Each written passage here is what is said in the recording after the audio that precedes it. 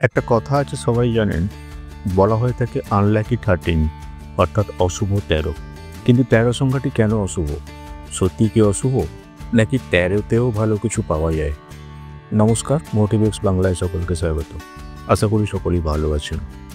অশুভ 13 বলতে 13 সংখ্যাটিকে ঘিরে যে সংস্কৃতিগত ভয় বা কুসংস্কার জড়িয়ে আছে সেটাকেই বোঝানো হয়। অর্থাৎ 13 সংখ্যাটিকে কেন অশুভ বলা হয়? পশ্চিমী সংস্কৃতি বা ওয়েস্টার্ন কালচার অর্থাৎ আমেরিকা এবং ইউরোপে সেখানেই মূলত 13 সংখ্যাটিকে কিন্তু অশুভ হিসেবে ধরা হয়। কারণ হিসেবে বলা হয়ে থাকে যে যীশুখ্রিস্টের অন্তিম ভোজন সভায় 13 জন উপস্থিত ছিলেন, আর তারপরই নাকি বিশ্বাসঘাতকতা এবং ক্রুশবিদ্ধ হওয়ার ঘটনাটি ঘটে। আরেকটি মতে একটা মিথ আছে, সেখানে বলা হয়ে থাকে যে দেবতা লোকি 13তম অতিথি হয়ে এসে বিশৃঙ্খলা সৃষ্টি করে থাকেন। তো আজকের দিনে 13 সংখ্যাটিকে কীরকম কুসংস্কার হিসেবে ধরা হয়?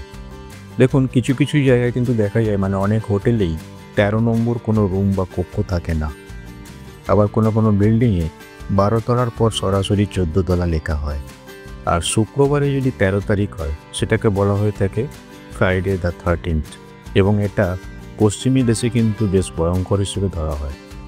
আর আমাদের ভারতীয় বা বাংলা প্রেক্ষাপটে আমাদের দেশে কিন্তু 13 সংখ্যাটিকে নিয়ে সেরকমভাবে কোনো ভয় বা ভীতি নেই, বরং কিছু জায়গায় 13 সংখ্যাটিকে কিন্তু শুভ ধরা হয়। 13 তারিখে বেশ কিছু শুভ অনুষ্ঠান হয়, যেমন বিয়ের অনুষ্ঠান বা কোনো শুভ অনুষ্ঠান। আর খুব ভালো করে লক্ষ্য করে দেখবেন, বাংলায় কিন্তু 13 পার্বণ এই কথাটি আছে, যেটার অর্থ হচ্ছে যে কোনো উৎসবের বাহুল্য হিসেবে ধরা হয়, বাহুল্য হিসেবে বোঝানো হয়। এবার বিভিন্ন দৃষ্টিভঙ্গি থেকে আমরা যদি একটু বিশ্লেষণ করে দেখি যে এই 13 সংখ্যাটিকে কিভাবে দেখা হয়, তাহলে ধর্মীয় দৃষ্টিকোণ থেকে দেখা যেতে পারে। হিন্দু ধর্মে কিন্তু 13 সংখ্যাটি কোনোভাবেই অশুভ বলা হয় না, বরং ত্রয়োদশী অর্থাৎ 13তম দিনটা কিন্তু খুবই গুরুত্বপূর্ণ। যেমন ধনতেরাস বা ধন ত্রয়োদশী, এটা কিন্তু দীপাবলির সময়ে 13তম দিন, এটা খুব একটি শুভ প্রতীক। শ্রাদ্ধের ক্ষেত্রেও কিন্তু ত্রয়োদশী আছে, এটা অশুভ নয়, বরঞ্চ পূর্বপুরুষদের শান্তির জন্য শুভ হিসেবেই ধরা হয়। আর যদি ইসলাম ধর্মের কথা বলেন, ইসলাম ধর্মে কিন্তু সংখ্যাগত, মানে কোনো সংখ্যাকে নিয়ে কুসংস্কার এরকম কিন্তু কোথাও কিছু নেই।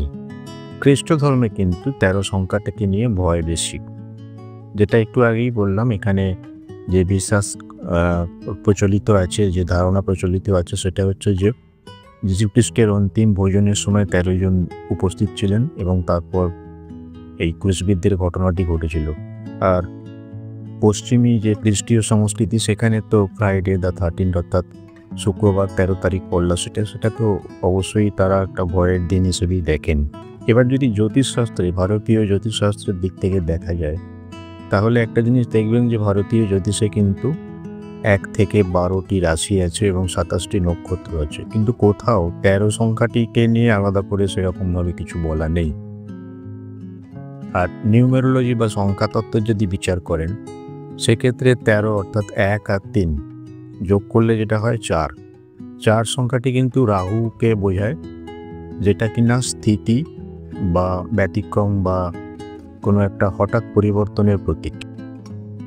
সেই কারণে 13 সংখ্যাটি কারো কারো ক্ষেত্রে শুভ, আবার কারো কারো ক্ষেত্রে অশুভ হিসেবে দেখা যায়। তবে সেক্ষেত্রে এটা পুরোপুরিভাবে জন্মের যে চার্ট বা জন্ম তারিখ ইত্যাদির ওপর নির্ভর করে। এবার যদি বাস্তুশাস্ত্রের দৃষ্টিকোণ থেকে বিচার করি 13 সংখ্যাটিকে, সেখানেও কিন্তু দেখবেন বাস্তুশাস্ত্রে 13 সংখ্যাটিকে নিয়ে মানে সরাসরি কোনো নিষেধ এরকম কিছু নেই। অনেক বিদেশি স্থাপত্যে 13 তলাকে অ্যাভয়েড করা হয় বা এড়িয়ে চলা হয়, কিন্তু ভারতীয় সংস্কৃতিতে এরকম কোনো ব্যাপার সেরকমভাবে নেই।